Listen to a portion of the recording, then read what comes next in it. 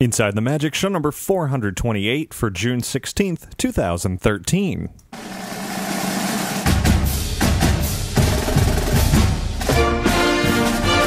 It is Sunday, June 16th, 2013. This is show 428 of Inside the Magic, and as always, I'm your host, Ricky Briganti. Got a great show with lots of Disney fun and theme park news to share. Before we get into all of that, I invite you to visit our website over at InsideTheMagic.net. There you can find all of our podcasts, videos, photos, news, articles, and plenty more. And if you ever have any tips, questions, comments to send in, email me at ricky@InsideTheMagic.net or call and leave a message at 407-494-4ITM. That's 4486. And now, let's get on with the show. This week's episode of Inside the Magic is brought to you by Magical Travel. There is a special place where kids can train to be a pirate with Captain Hook while parents are off lounging the day away on an adult-exclusive pool. Let Magical Travel help you plan the perfect Disney Cruise Line vacation for your family with free shipboard credit available with each booking. But you're going to want to book now for the best availability and pricing by calling Magical Travel today at 866-207-8387. Or visit them online at magicaltravel.com to receive a free price quote. And be sure to mention Inside the Magic to receive your free Disney gift card for qualifying bookings when you book your Disney vacation with Magical Travel. And of course, thanks very much to all of our contributors to the show, whether you're clicking through any of the affiliate links over on the website, like making purchases through our Amazon link, or making a donation, one time or recurring. It all supports Inside the Magic, and I thank you very much for all of it. And now, let's get started with our trip around the world.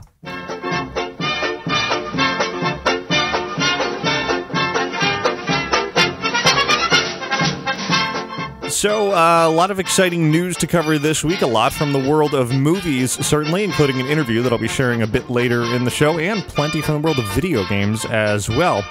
Before I get to all of that, however, let's go through some other news items, beginning with, worth mentioning here, 1 year ago this weekend was the grand opening of Cars Land and Buena Vista Street at Disney California Adventure. Can you believe it's been a year since that big expansion, sort of revitalization project of Disney California Adventure has wrapped up? Certainly still bringing huge crowds today, and I bring this up not only to sort of mark that moment, to mention that it has been a year since then, but also to address, well, some rumors that have been going around that many of you have been sort of sending messages my way. I haven't posted anything officially online about these rumors because, well, they are just simply rumors. You may have read some articles out there that have been making their way across many websites, a lot of movie websites, in fact, that Star Wars Land is coming to Disney's Hollywood Studios out here at Walt Disney World, that Cars Land is coming to Disney's Hollywood Studios. Well, if you've been tuning into this show for a long time, we've talked about these rumors before, the possibility, the likelihood of these happening eventually. However, Disney has not made any kind of an announcement. They haven't even hinted at the fact that either of these are happening. Now, I'd say it's almost a given that some more Star Wars entertainment, attractions, restaurant maybe, meet and greets, all that kind of good stuff will eventually make its way into a Disney theme park, and Hollywood Studios seems the likely candidate for that.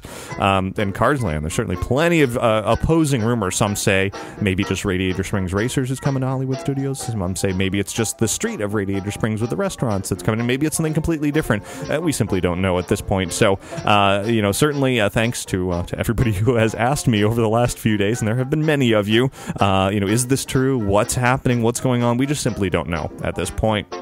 We'll find out, I have a feeling, pretty soon, though, if there is going to be a big announcement made regarding any kind of a Star Wars land or even a Cars Land coming to Walt Disney World out here in Florida, or anywhere else for that matter. I have a feeling that type of an announcement will be made in August at the D23 Expo. At the Expo 2 years ago, really not a big announcement was shared there. It was kind of some updates to things. I have a feeling this time around we will be seeing some pretty big things. At least I hope so. So certainly stay tuned in a couple of months at the Expo. And of course, if anything comes up between now and then, I'll be happy to report on it. But for now, just rumors on those, despite what you may be reading around the internet. Now let's talk about some things that are definitely happening. The latest bit of news involving limited time magic. The details have come out regarding Independence Week at both Walt Disney World and Disneyland, and it seems every night, starting July 1st through July 7th, both the Magic Kingdom and Disneyland Park will be launching big fireworks displays, normally only on 4th of July or sometimes July 3rd as well. This time it will be 7 times at the Magic Kingdom. That means it'll be a 15-minute 360-degree perimeter fireworks show for 7 nights, which is wonderful. I normally don't go over there to see it because it's always so crowded on July 4th. This time I think I may make it over there on one of the 7 nights at least. There will also be Goofy, Donald, and Pluto participating in a pre-parade each of those 7 days, along with the Main Street Philharmonic, the Citizens of Main Street, and Walt Disney's historic horse-drawn Calliope.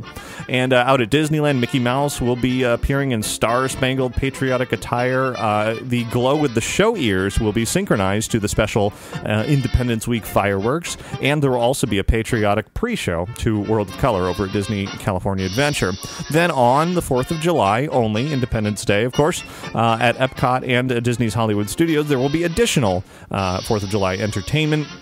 At Epcot at 12:30 p.m. will be a performance by the Voices of Liberty, along with the Spirit of America Fife and Drum Corps, and some Disney characters. That's going to take place, of course, in the American Adventure Pavilion. And then a bit of extra fireworks fun after illuminations when the park closes at 10 p.m. Over at Disney's Hollywood Studios, there will be the Rockin' 4th of July celebration, which will include a DJ at 6 p.m., performances by Mulch, Sweat, and Shears at 7, 8, 9, and 10 p.m., and then fireworks in that park at 10:15 p.m. So there's your Independence Week limited time magic entertainment that is forthcoming. Now, over at the Magic Kingdom, something brand new has opened. I don't think it officially opens for a couple of days, but it is open now, and that is the new version of the Main Street Bakery featuring Starbucks coffee. Now, of course, when this was first announced, there was a lot of commotion. Everybody was worried about the Main Street Bakery being taken over by a Starbucks, thinking it would ruin the theme, that it wouldn't fit in, that it didn't make any sense. Well, if you see what it looks like inside, well, it just looks like the Main Street Bakery. It's reconfigured, looks different, much more open feel, and you have the ability to order Starbucks coffee now, in addition to other favorites. It seems those cinnamon rolls that used to be a part of the Main Street Bakery no longer available there. You have to go over to Gaston's Tavern in New Fantasyland to get those, but otherwise you'll find I'm not a coffee drinker, but coffee drinkers say the Starbucks coffee is far improved over what was there previously. That was Disney coffee, and you'll get some other treats there as well. Speaking of openings, over at Downtown Disney, out here at Walt Disney World, just a few days ago at the Rainforest Cafe, the new Lava Lounge has opened as well. It's kind of an outdoor bar area along with a big volcano overhead that erupts in all kinds of flames and lava and all kinds of things like that, I think every half an hour or so. Quite a sight. I hope that's not one of those things that goes on for a few months and then they stop because they don't want to pay for the propane or it breaks or anything like that. So we'll see how long all that the fire effects work. But it is now open for anybody to check out. Now, just a little while ago, I mentioned the D23 Expo coming up in August, and plenty of news came out this week about what visitors to the Expo can expect to see there. The full schedule has not been released yet. It's going to be probably sometime in July when we'll find out that entire schedule. However, we did find out about a special theatrical performance called Broadway and Beyond that will be taking place on Friday, August 9th, the first day of the Expo, at 6:30 p.m. on Stage 23.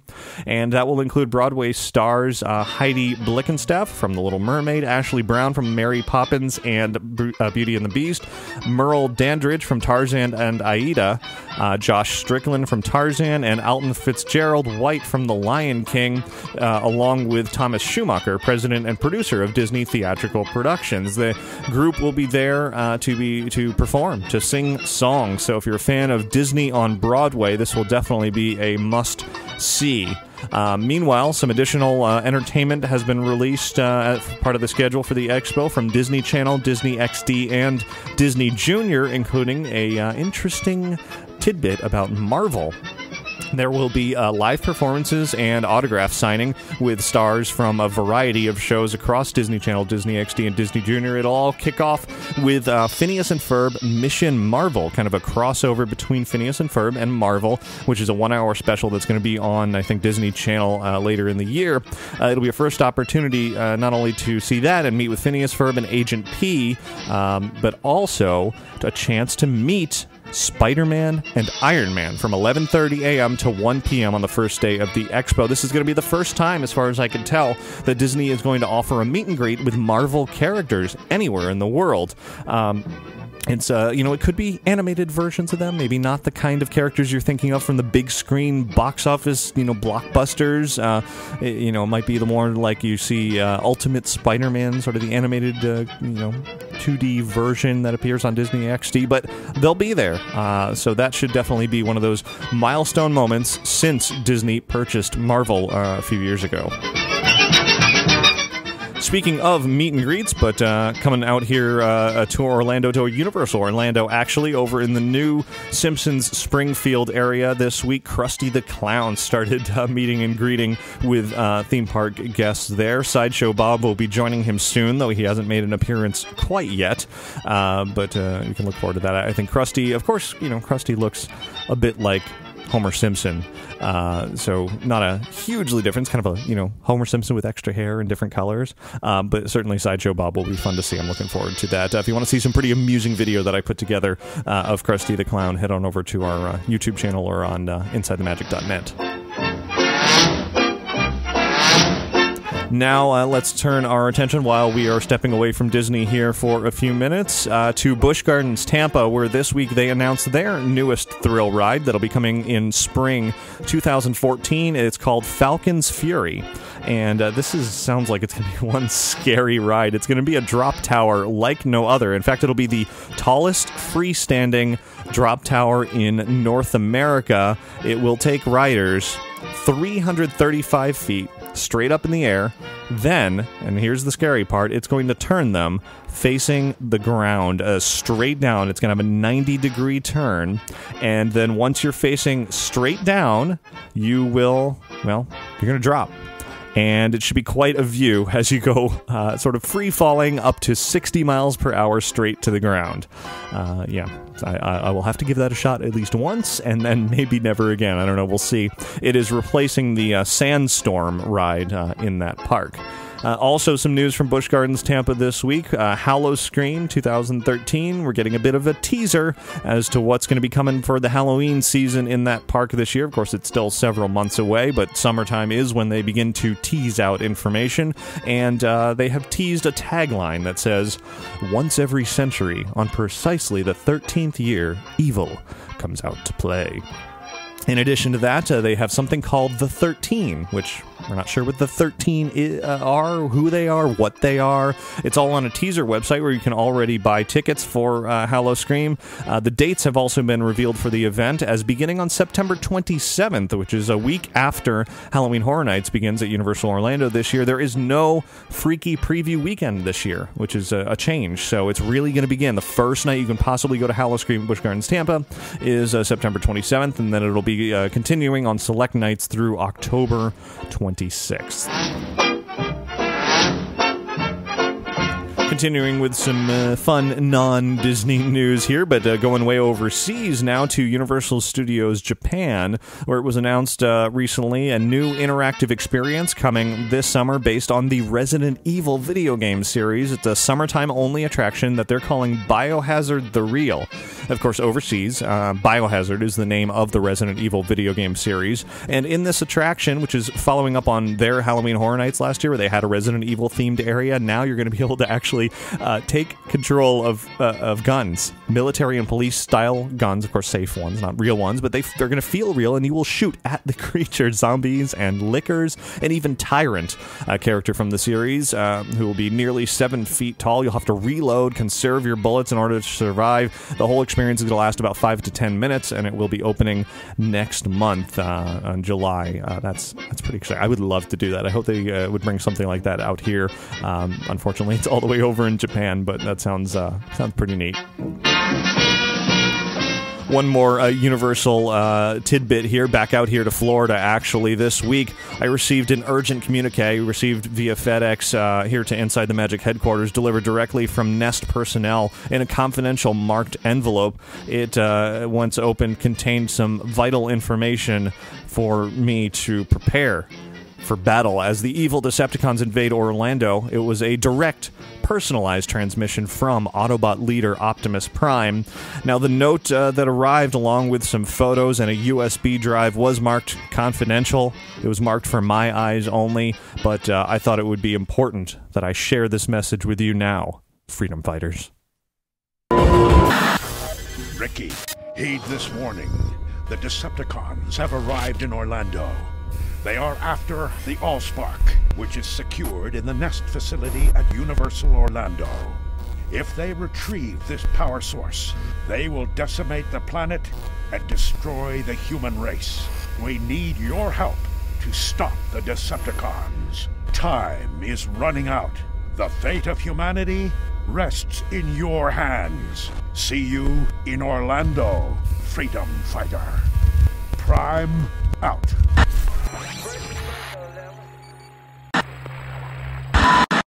Hopefully you got the message there. That, of course, was in promotion of Transformers The Ride 3D, which opens officially, grand opens at Universal Studios Florida this week, this coming Thursday. Looking forward to attending another action-packed opening moment.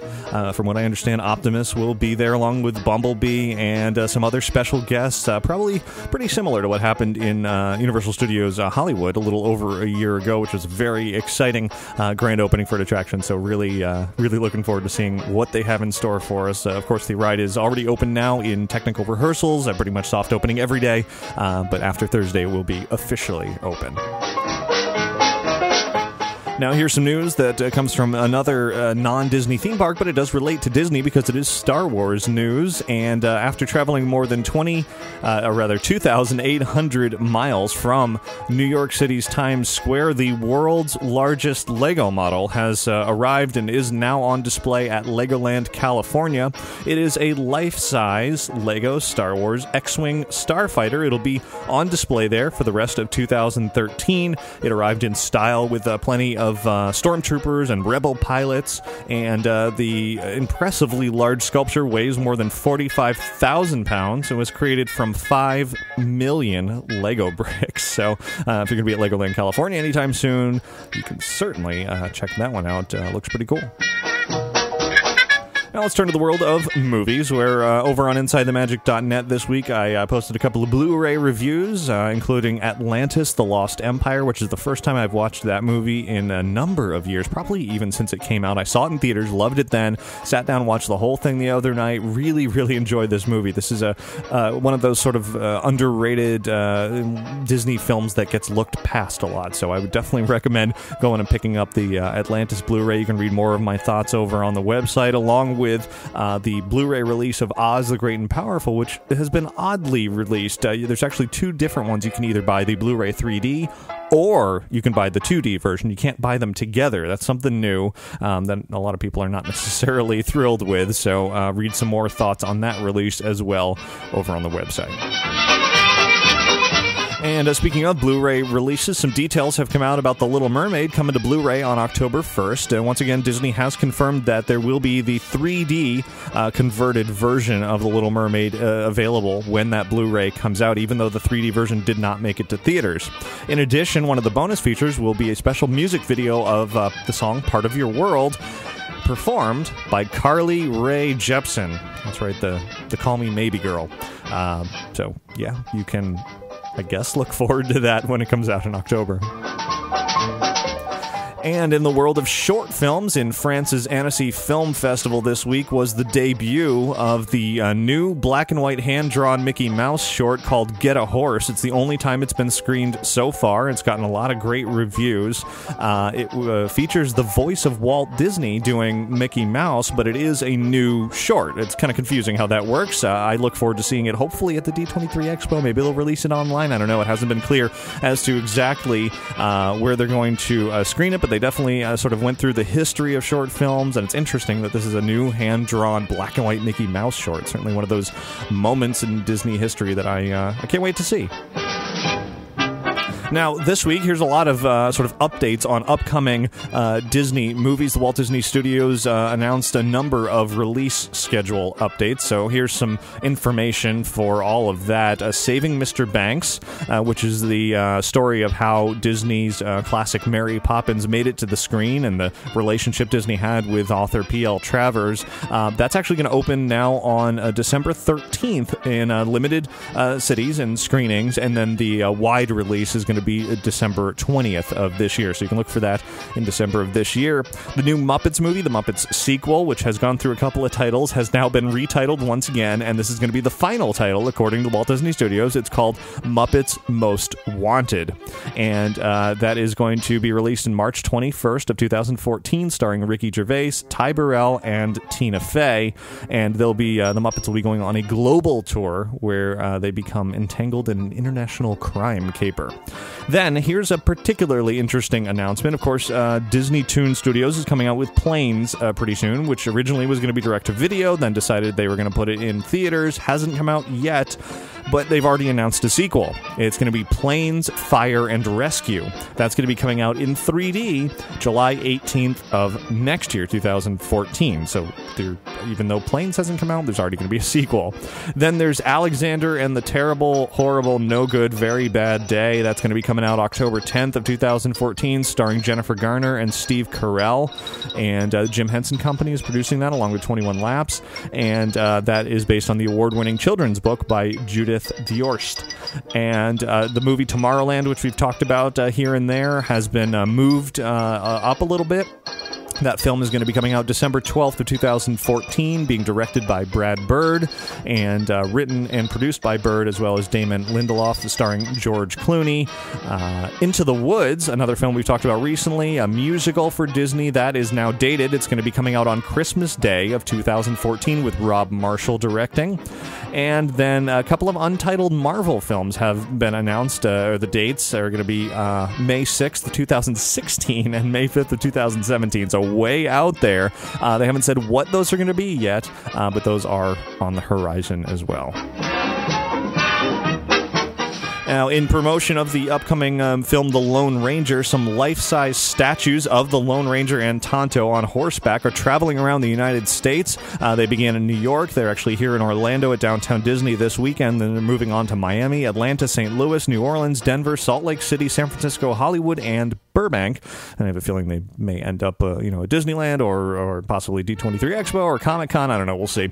But regardless of all of that, you can snap a photo if you happen to spot these statues in one of those cities and submit it via Disney.com/Lone Ranger for a chance to win a trip for two to New Mexico. Here's a really excellent event for those of you in the Chicago area that you definitely would not want to miss. Of course, you know the name Richard Sherman, a classic Disney songwriter of the Sherman Brothers duo, and he'll be at the D23 Expo in August performing. However, there is a special breakfast event coming up in Chicago at the Goodman Theater on June 29th at 10 a.m. till noon. $25 for the general public, $15 for Goodman subscribers and donors. It'll be breakfast and performance with and by Richard Sherman, along with the Chicago Tribune's Chris Jones. You wouldn't want to miss that. You can go to goodmantheater.org to find out about tickets and all the other information. And speaking of special events in Chicago, there's actually another event that I was alerted to just this week. You might be familiar with the Disney fan website Pinpix, and they're holding a special event in Chicago on the same day, June 29th, online, or rather there's a flyer that they have available online on their website. It's basically a celebration of Disney pins that'll be for sale. The collector's guide to a piece of Disney movies book will be made available, and more, so you're going to want to go over to the Pinpix website to find out more about that. Final bit of news this week. Of course, earlier we mentioned how Broadway would be coming to the D23 Expo in August. Well, Disney Theatrical Productions, there's this sort of rumor slash test slash concept going around that there may be a Muppets show coming to Broadway, a live stage show. Apparently in the New Amsterdam Theater, there was a test run recently that featured over 85 Muppets, that they were seeing how well that would work on stage as a Broadway performance. I have not been big on stage shows over the years, haven't really talked a lot about Broadway and the Disney, although it is very big. A Muppet show on Broadway, yeah, that would get me to New York. That would definitely be one of those shows that I would not want to miss. So hopefully that actually happens, but it is just sort of a concept at this point. No official announcements yet. And that is it for your news from around the world this week, except for a special feature coming up all about video games. So stay tuned for that.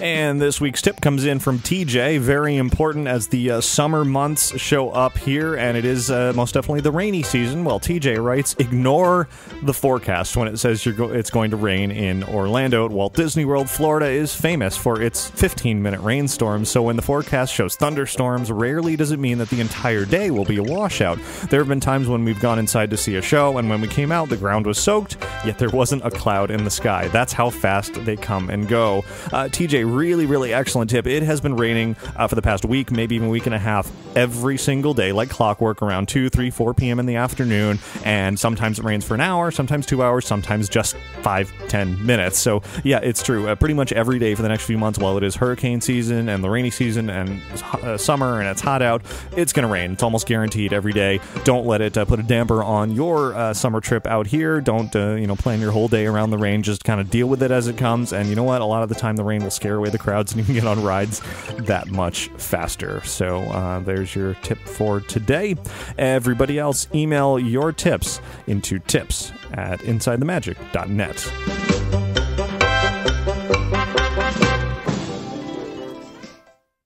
And now, before we jump into that video game news that I talked about just a minute ago, I want to put in a quick word about Capturing Magic, the iPhone apps that are the ultimate tool for documenting and recording the magic of your Disney vacation, rainy or otherwise. Whether you're at Disneyland or Walt Disney World, Capturing Magic offers a helpful list of photo opportunities and memories to capture before, during, and after your trip. While you're in the parks, the app is actually going to remind you of any photo opportunities that you set up when you're near those locations, and then once you take your picture, you can mark down who's in the photo, what camera you used, and then you'll be able to organize everything later, even emailing yourself a list of all those photos that you took. The Capturing Magic iPhone apps are available now in the iTunes App Store, so just search for them there.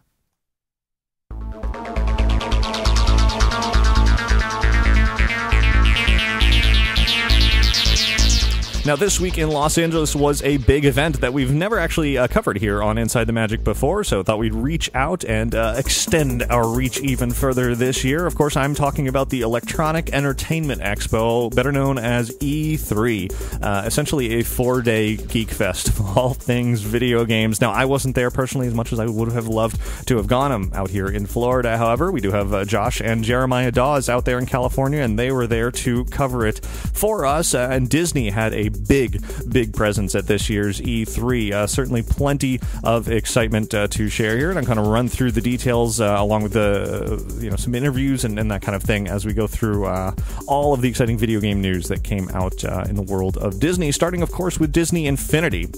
Big presence for Disney Infinity at E3 from Disney Interactive. That game is coming out in August. We talked about it here on the show a few times, including when it was first announced earlier this year, and the quote-unquote booth that they had at E3 was pretty large. It was kind of an open area that had customizable t-shirts. They had figure giveaways, even a photo op with something straight out of the game, which was Cinderella's carriage with monster truck tires. Very interesting opportunity. That's kind of the thing that you can put together in Disney Infinity. That's the whole point in this toy box mode in the video game. You can assemble things as crazy as Cinderella's carriage with monster truck tires and then drive it around and just kind of play.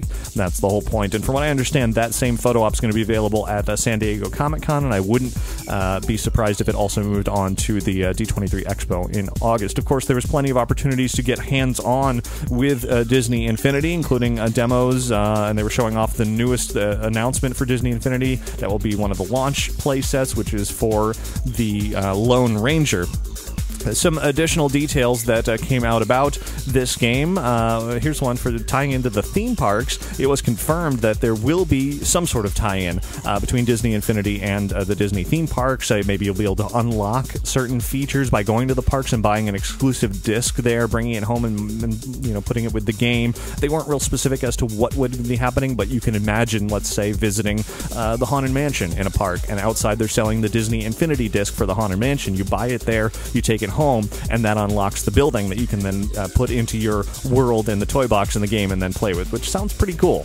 It would be neat also if you could then do something in the game and bring it with you into the parks, which is what sort of Tom Staggs was hinting at a week or two ago, that maybe Magic Bands would somehow tie in as well. So pretty interesting stuff there. If you want to find out even more sort of up-close look at Disney Infinity at E3, head on over to InsideTheMagic.net. I've got a big wrap-up post of everything, including some interviews with some of the developers of the game, lots of shots, of the gameplay and all of that sort of thing. But moving on now away from Disney Infinity to another game that was recently announced called Fantasia Music Evolved.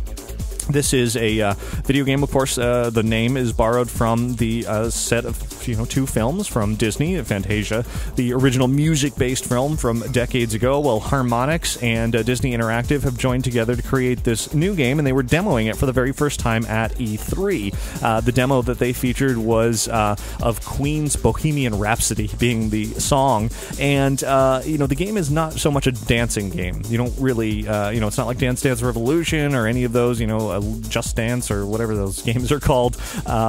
It's more, as Jeremiah and Josh told me, like conducting an orchestra. Jeremiah compared it to those final moments of Fantasmic where Mickey Mouse is making the fireworks shoot up in the air in sync with the music. That's kind of what playing Fantasia Music Evolved is like. So a very different type of game.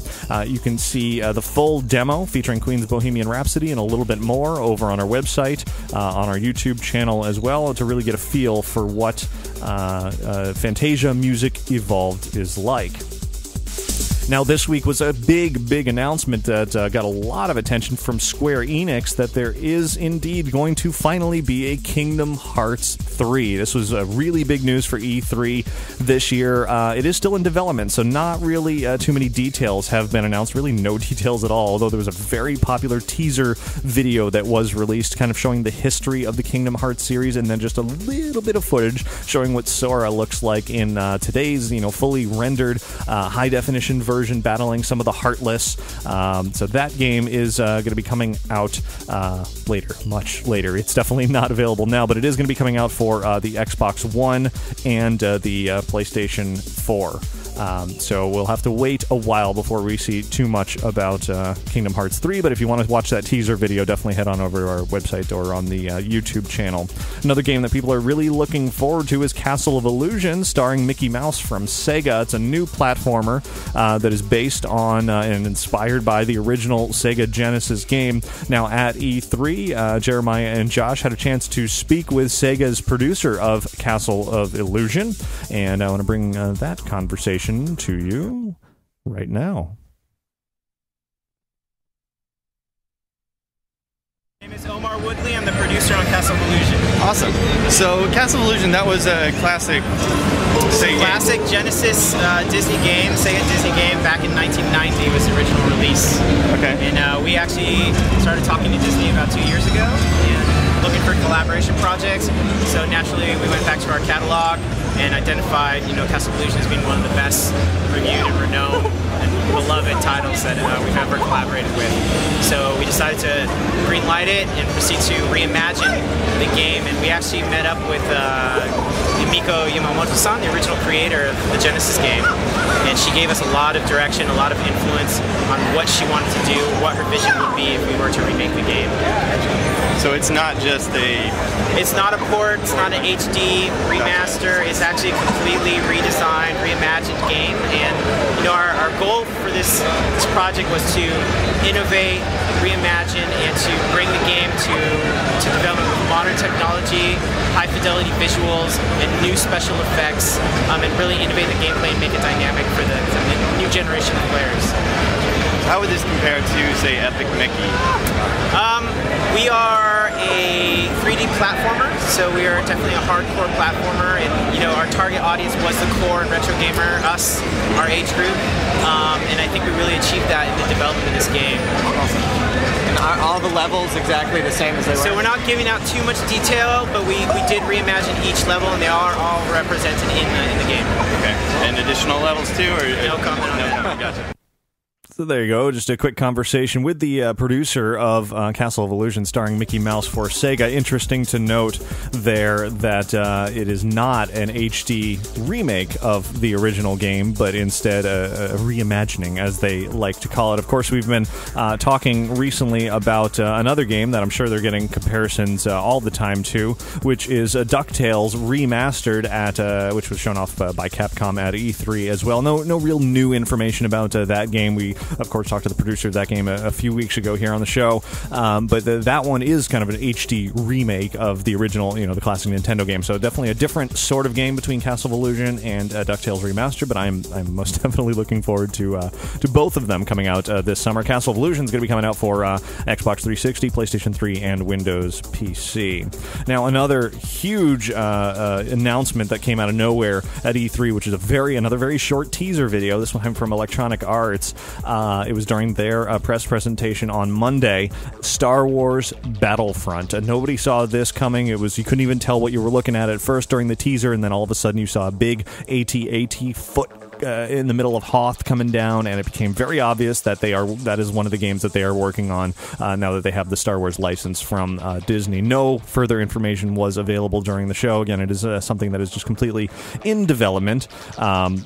But we can look forward to that as an upcoming Star Wars video game as well. Of course, over on InsideTheMagic.net, we've got a wrap-up of all of what I just said, even more details, plus a lot more from E3, a closer look at the newly announced, of course, Xbox One and the PlayStation 4 that were both there, along with a bit of zombie fun from Dead Rising 3, which I'm really looking forward to. They actually had live zombies. I don't know if that's kind of an oxymoron. Undead zombies? Live zombies? Anyway, they were real zombies, if you will, there at the show, which was a fun little video that we put together, as well as what Jeremiah and Josh thought was the highlight of E3, something unrelated to all of this, something called Oculus Rift, virtual reality of the future, if you will. So if you want to see more, read more, consume all that is E3, head on over to InsideTheMagic.net for our wrap-up. And of course, thanks to Jeremiah and Josh for covering this event for the very first time for Inside the Magic. Hopefully we'll have more and more video game news in the world of Disney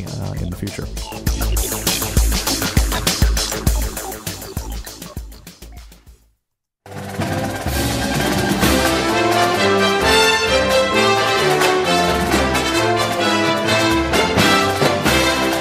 Coming up this week is the release of Pixar's latest movie, Monsters University, and I actually had a chance to see it already, and I want to offer my spoiler-free review of the film, but not quite yet, because before I do that, I've got a special guest to bring here on the show.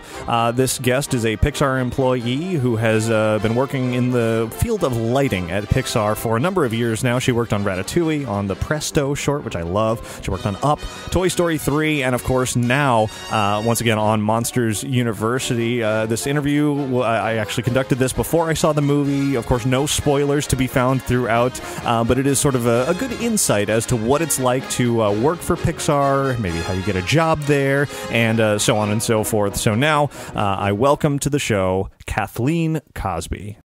I understand you are from Florida. While you were out here, before you headed out to California to work at Pixar, did you frequent the Disney parks here in Orlando?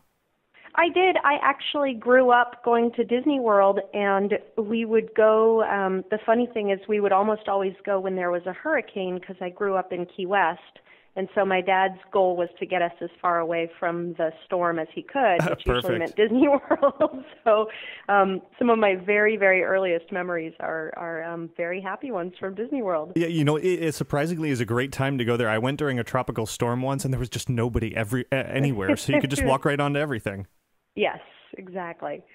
So, working for Pixar, a dream job for many. How did you find your way over there? Tell me about your first days. What was it like showing up at Pixar for the first time?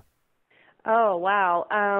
Well, my path was through the visual effects industry, and I had a number of different jobs for big companies and then for smaller companies doing freelance work. And when I started at Pixar, it just felt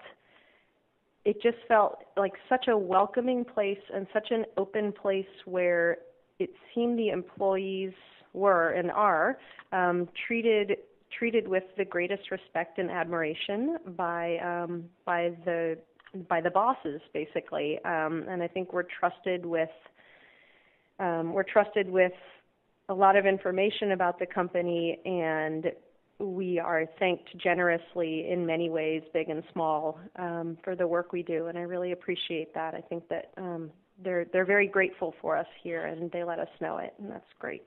I think that's what everybody would expect. It seems like a really fun place to work. Is it on a day-to-day basis as, amusing to go to work every day as everyone might think it is? Yeah, I mean, I feel sometimes like you'll never know what you're going to see coming in. And I remember walking from one building to another, and there were pigs on the lawn. And that was, I think that was animation research for one of the characters in Monsters University. Right. So that was extremely random, and so there's always things like that going on, and I try never to take them for granted, because if I told anybody that I know in my family or my friends that I went to work and there were pigs on the lawn and people were playing with them and examining how their tails curled and what their bodies looked like when they ran, so few people in the world have that experience. It's just awesome. Yeah, certainly not unless you're working on a farm or something. Exactly. Now, what is your specific role there at Pixar? I'm a lighting technical director, so I basically take the finished animation that's been shaded and modeled, and I light it. So I would be adding the atmosphere, time of day, any practical light sources such as fire or a lamp, the sunlight, moonlight, that's all our department. Okay, so what does that mean specifically? I mean, you get a shot in that's been animated from the animators, and then what do you sit at a computer and you do what exactly? Yeah, so I sit at a computer, and what I like to tell people, like my family who don't know a whole lot about computer stuff, is it's the equivalent of stage lighting for a theatrical, for a theater or a play. Mm-hmm. I shine the light on things, and I decide how much light and what color the light should be and how soft it should look. And what we're trying to do always with our lighting is support the story. So we help direct the eye. We can, by spilling a lot of light onto a certain character, we can naturally lead somebody's eye to look at that character. And in that way, we can really support the storytelling and make it quite beautiful and dramatic and exciting. I imagine Pixar has plenty of proprietary tools to do these sorts of things. What kind of technology do you get to play with there? We have a 3D lighting program that is proprietary, and it's really, I love it. You get lights that you get to move around, and there's guides for the lights that give you a lot of feedback about how big the light is and where it's placed. So I do feel like I'm lighting a stage or lighting a little tiny, I always think in my head that I'm lighting a little stop motion movie set, and I get to decide where the lights go. And then we have such top of the line support from RenderMan for the tools, sort of the technical underpinnings of our lighting tools. It's really exciting. I feel like we're definitely on the cutting edge of some neat technology here. Yeah, definitely. But of course, Disney has a long history of animation, starting way back, early hand-drawn traditional aspects that now computers are a lot more prevalent. What do you think the biggest disadvantages are to working the way that you do versus traditional hand-drawn techniques? I think the advantages are you can be pretty experimental with light. I'm just speaking to my area of expertise for lighting. I mean, you can be pretty experimental, and you can set some stuff up really quickly in the course of a morning. Show it to your director of photography, who's the layer of lighting. I'm getting a little stuck here. Director of photography is kind of like my boss, basically. Mm-hmm. But I can turn something around really quickly, and that enables us to try some really neat out there stuff. Whereas in the practical world, I think you are somewhat limited by the speed it takes to set up and break down actual lights, right? And then maybe the color of gels that you have access to, or the intensity of the lights. Whereas with the computer, pretty much the sky's the limit in terms of color, lighting intensity, the number of lights you can put. I mean, on a real set, you could only put so many lights before everything would start to melt in the heat. Sure. So that's one thing we don't have to deal with. Right, yeah, no, you don't want your computers to melt, that's for sure.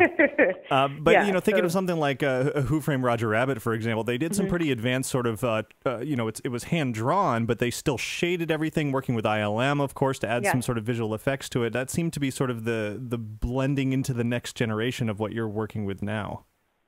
Yeah, and I personally feel like a lot of the movies that were done before the kind of unlimited computer technology we have now, I think we still need to look to those and never forget what they were able to do, because a lot of times visually the way they had to work around their limitations, I think there's still stuff that's awesome. Like looking at old stop motion, I feel like there's still creative solutions that they had to come up with that are, they're so cool and they're so beautiful that for me, if we can do work that approximates a lot of these older movies, I think we're doing great.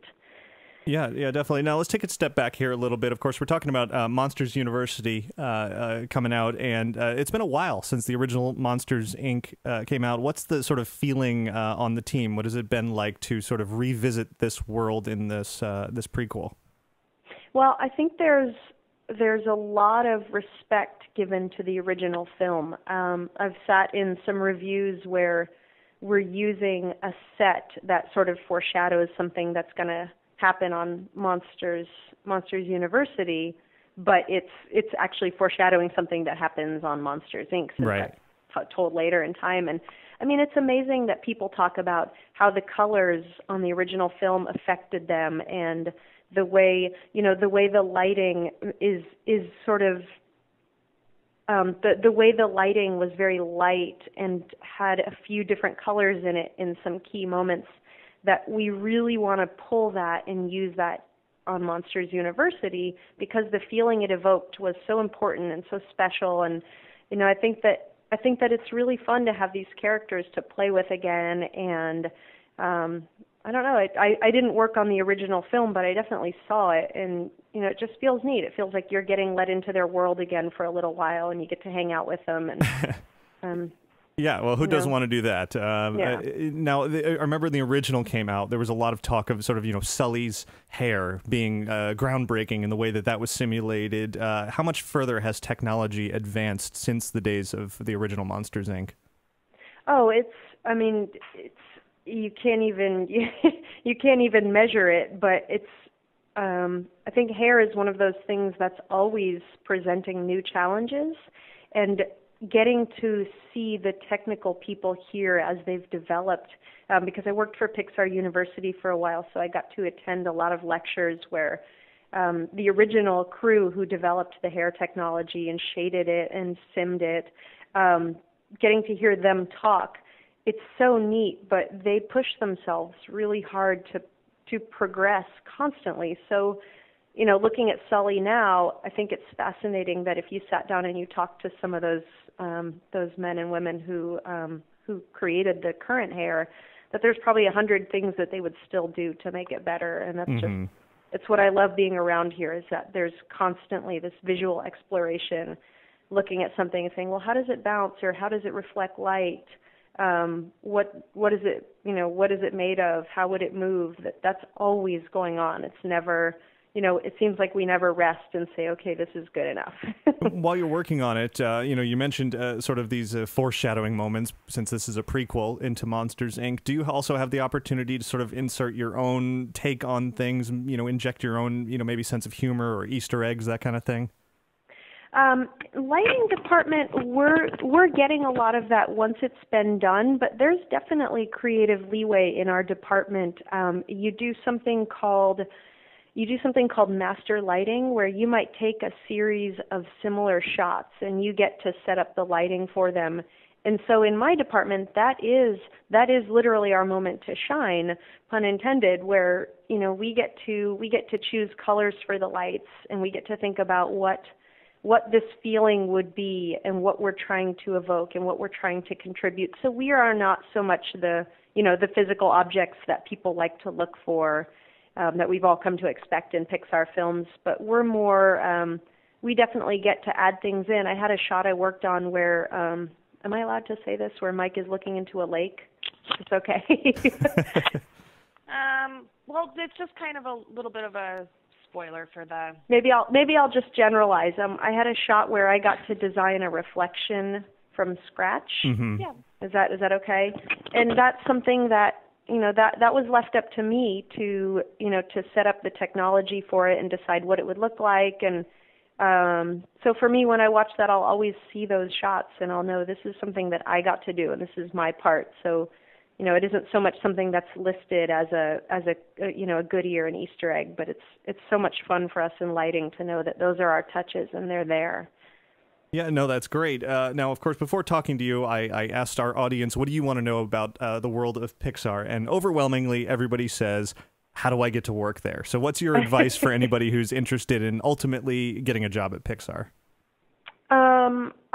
I had very much more an artistic brain before I started college, and my dad strongly encouraged me to study computers and math, and I did, and it took a lot of work to sort of get my brain to accept things that were more technological and less kind of free form. Mm-hmm. And so I think for me there was a specific challenge, and it was to take on something that I was a little bit nervous about learning.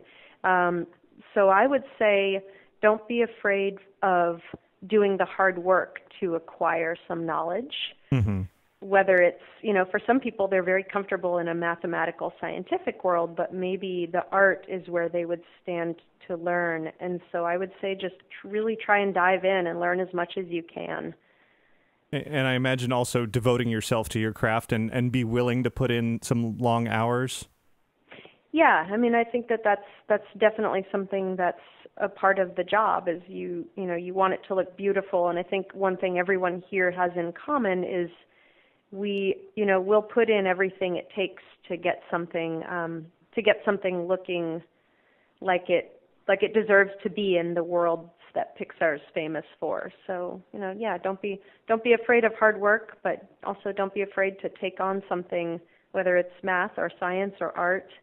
And then even better is figuring out ways to combine those three, because there's still so much, like I said, there's still so much that people here are exploring and learning about every day. It's not a finished, defined set of things. There's still room for innovation and new ideas. Thanks very much to Pixar's Kathleen Cosby for joining me here to talk a bit about Monsters University. She actually told me after the interview was over that was her very first interview ever, which I thought was wonderful. She did a great job telling us all about what it's like to work for Pixar, some funny stories there working on Monsters University, and certainly got me eager, even more eager to see the movie, which I did just a few days ago. So now it's time.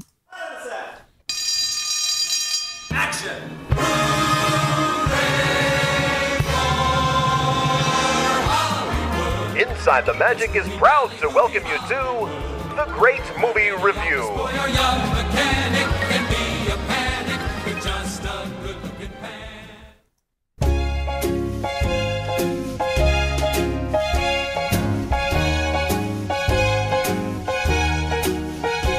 Indeed, it is time for me to talk a bit about Monsters University, which I had a chance to see just a few days ago in an advance screening. Of course, it comes out a few days from now on Friday, and this will be a completely spoiler-free review of the film, so don't worry. Not going to ruin anything for you, but first, let me just simply say I really enjoyed it. Monsters University is a fun film. Of course, Mike and Sully are back.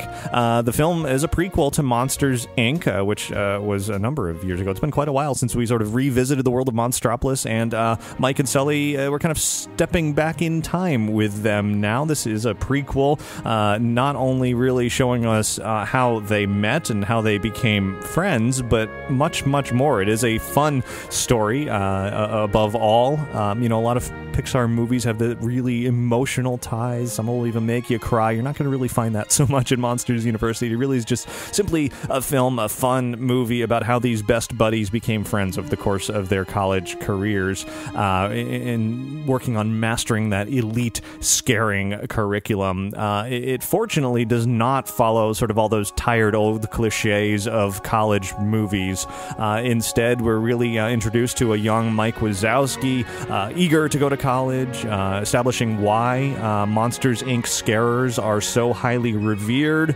You'll see a few familiar settings, but mostly just a mix of humor and some suspenseful adventure. And I will say most definitely the trailers for Monsters University don't even come close to telling you the whole story. At most, you've seen only a third of the plot. Of course, the first act of the film, which you can imagine what goes on, they, arrive to college. You'll see Mike and Sully and a cast of both familiar and new characters, but from there it really becomes an adventure across the college campus and beyond. I'm sure if you've been paying attention to the promotions about Monsters University and the trailers, you know a little bit about, of course, the fact that there are fraternities and sororities are worked in there. A lot of really unique characters that most of which really play integral roles in Mike and Sully's lives and how they developed into who they are, that you saw in Monsters, Inc. A lot of really fun characters that certainly fit into the Monsters universe. And are just it's a great time to watch them to all do their thing, and certainly plenty of comedy, but some suspenseful moments as well. It's clear there's been a decade of animation technology advancement since the original Monsters, Inc. I would say the last act of the film is definitely the most surprising and really features a lot of beautiful lighting, some twists, maybe throughout the film. There's even, in addition to the comedy, some touches of horror, as you might imagine. It's about scaring once again, so you might expect a little bit of that. So really overall an enjoyable film. I liked it more than Pixar's last, which was Brave. I wouldn't necessarily say Monsters University was better than Monsters, Inc., but it's a tough comparison to make. It's unfair to compare any Pixar film to any other one, really. They're all sort of standing on their own, and clearly this is it's a prequel, but it's a follow-up to Monsters, Inc., and it kind of reunites you to that world, and, it's not going to really pull a Toy Story 3 on you and really drive home that emotional connection, but instead you just kind of have a lot of fun in a really fun setting.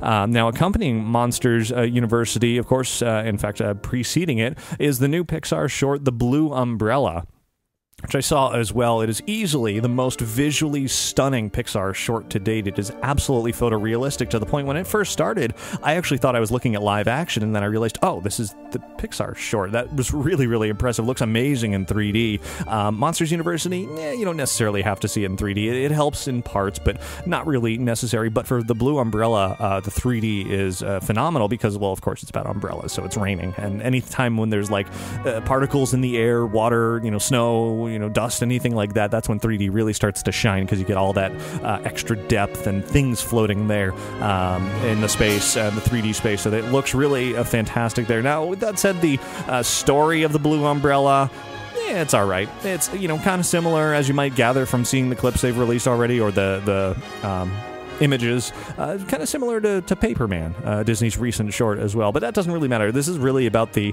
visuals of this short, and it's something you just have to see to be amazed by. Really, really looks phenomenal. So there it is, kind of a brief review. I don't want to get into too many details about either of those. Of course, Monsters University screams its way into theaters beginning June 21st, just a few days from now, and I definitely would recommend going to see it because it was a fun film, as you might imagine. A worthy follow-up / prequel to the original Monsters, Inc.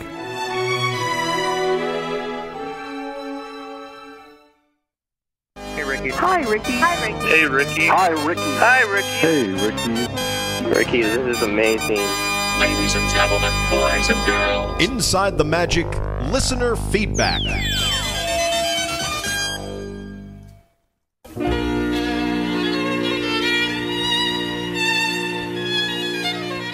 So, show's running a little bit long, not going to do too much listener feedback, but there is one particular issue I absolutely want to get to this week, and it is a follow-up on a question from last week's show, where we were talking about the trash system around Disney's parks, and somebody had asked, oh, hey, I had heard about some really advanced trash system where not only do you just put a trash into a trash can, but it's sucked away into some sort of, tube system or something, and I said, oh, no, I don't know that that's true, and, well, I was thinking a little bit too narrowly. I was thinking specifically about the trash cans in the parks, the ordinary ones. Like I said, I think last week it was that I have a couple of them here in my house, and you just kind of put it in a trash bin. It's a regular old one. However, I forgot about a very, very special system that many of you have written in to remind me about that is indeed part of Disney's trash system. In fact, and here's a first, I think, for Inside the Magic, I had Kevin and Allison write in with a video listener feedback. It's actually a video clip from Modern Marvels Technology about Disney's system, so I figured I would just sort of share this. Now you'll actually hear from Marty Sklar, of course, famed longtime Imagineer, and he's got a book coming out and all that good stuff. Anyway, so this is in response to the question about the trash from last week. The tunnels also housed an underground trash collection system, one of the world's biggest vacuum cleaners. Our engineers found the Swedish system, the AVAC system, which we incorporated to collect trash pneumatically, like those old department store things where the cashiers would take something and put it in a tube and send it off. It works the same way, and the trash goes from specified points to a central collection area. So there you have it, a little bit about the trash system there that does indeed exist at the Magic Kingdom. In fact, following up on that, I had many of you writing in about this. Chris wrote in with a pretty extensive description there. Chris writes, a question was raised regarding the Walt Disney World trash bins on the June 9th podcast. In fact, I was a custodian in the Magic Kingdom back in the 90s for the Walt Disney World College program. While it is not true that any of the trash bins in guest areas are facades that lead to underground receptacles, it is very true that backstage cast member only areas where the collected trash is dumped out, there are several large metal canister like receptacles statistically located behind buildings throughout the park that look like large yellow round trash cans. They are bolted to the ground inside special closed off shelters with tile walls and a water hose to clean up spillage. These canisters are indeed hollow on the bottom. When the bin is filled to capacity, the lid is manually closed and a button is pressed, and this turns on a vacuum that then sucks all the trash away, bringing it several miles away from the park to a processing plant. The name of the system is called the AVAC, and the Magic Kingdom at Walt Disney World is the only park that uses the system in any of the Disney parks worldwide. This was, in fact, a system developed by Disney's engineers as one of the infrastructural elements intended for future implementation at Epcot when it was still being developed as an actual prototype city of the future and not the theme park it eventually became. Ironically, when Epcot was built, the AVAC system was not used as it was considered too expensive to install. So my guess is that the person who asked this question was confusing the AVAC system with the trash bins in guest areas. Rumors have a tendency to spread in the world of Disney when there are so many insider secrets, but I hope this clears up any of the mystery. Chris, indeed it does, and thanks again to Kevin and Allison and everybody else who wrote in about this as well. I have heard of this system before. Didn't think of it when the question was asked last time because I was thinking of just the regular old guest trash cans, which are obviously well decorated, themed to each area, but are just regular old ordinary trash cans. So there it is, a fascinating discussion of Disney trash. Let's do a couple of more emails before wrapping up this week's show. Alyssa writes in and says, I've been listening to the show for a couple of months now. Really enjoyed hearing about new Disney news every Sunday, and I have some questions about some things at Disney World. I was recently there on May 4th at the Magic Kingdom for my senior trip and discovered some things that I wanted to ask you about. One, are there any places to get Haunted Mansion Mickey ear hats? They removed the cart that used to be next to the ride since the last time I was there and couldn't find a store that sells them, or are they only a Halloween item? Number two, I was using my mother's credit card. An older cast member told me he couldn't sell me items because my mom wasn't with me to verify the card. He said it was Disney policy and all stores on property do it, but I had made purchases before and after that and was never asked to see my ID, so I was simply sold the product. So I was wondering if you knew if this was a real policy or not. Alyssa, good questions there. Number one, there have been Haunted Mansion Mickey ears sold over the years. Certainly, I haven't seen them in a while. It's been at least some months, maybe even years. They've sold a couple of different versions. I think there was one very collectible version and then one that was just kind of out and about in the parks. And unfortunately, there really is no Haunted Mansion store at the Magic Kingdom. The items seem to pop up here and there, but I have not seen the ear hats recently, so eBay would be your friend on that one. As far as the credit cards, really, technically, Disney or otherwise, only a card holder is supposed to use a credit card. They're supposed to, flip it over, look for the signature, check IDs, all of that sort of thing. Unfortunately, not every clerk or cashier does that. Sometimes they'll just take the credit card and not pay attention, or you'll even swipe it. They'll never look at it, etc. I can't say whether it's specifically Disney's policy or not, but in general, if a cashier is not checking to make sure it is your credit card, then they're really not paying attention that much. So I actually like it when that question is asked, because if I ever lose my credit card, I would hope that whoever has it, if they tried to use it, that they wouldn't be able to because their ID wasn't matching up. So hopefully that answers your question there.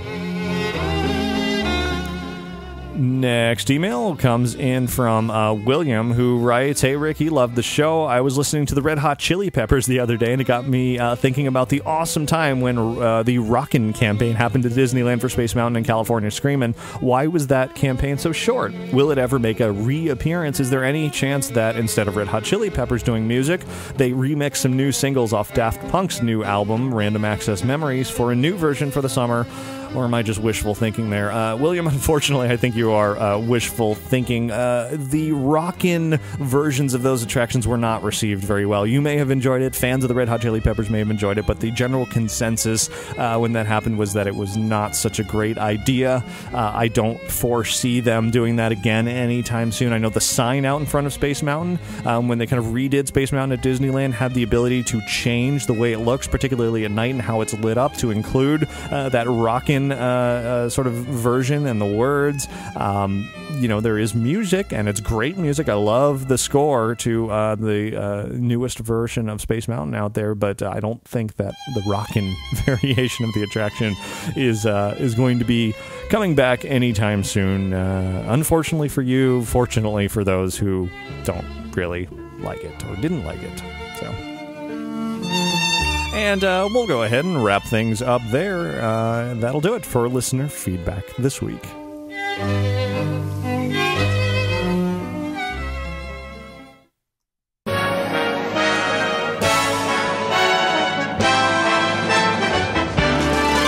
There's a great, big, beautiful tomorrow. And that is the end of show 428. Hope you had some fun listening to our exciting coverage from Josh and Jeremiah Dawes from E3, the big video game convention. Please go over to InsideTheMagic.net to see much, much more from there. Lots of photos throughout the show floor, complete show floor tour, as well as more in-depth looks at the Disney portions of that, a really extensive look at Disney Infinity, and much, much more. So, again, thanks to Josh and Jeremiah for covering that for us. And then, of course, Monsters University. Go see it. Good movie. Hopefully you enjoyed the interview there with Kathleen from Pixar. I certainly had a good time talking to her, and maybe someday I'll make it over to Pixar and actually see what it's like to walk around there for myself. Haven't had a chance yet, but it sounds like a really fun place to be. Of course, I want to thank Magical Travel for sponsoring this week's episode of Inside the Magic. You can find out more about their services by visiting magicaltravel.com.